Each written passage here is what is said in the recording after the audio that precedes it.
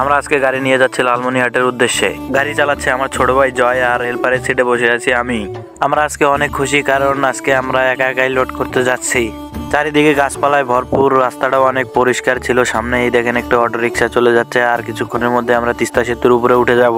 আমাদের ডাইন সাইড দিয়ে একটি মোটরসাইকেল আমাদেরকে ওভারটেক করে চলে যাচ্ছে। আমাদের স্পিড সর্বোচ্চ 40 ছিল। আমরা এই যে তিস্তা নদীর উপরে উঠে গেছি।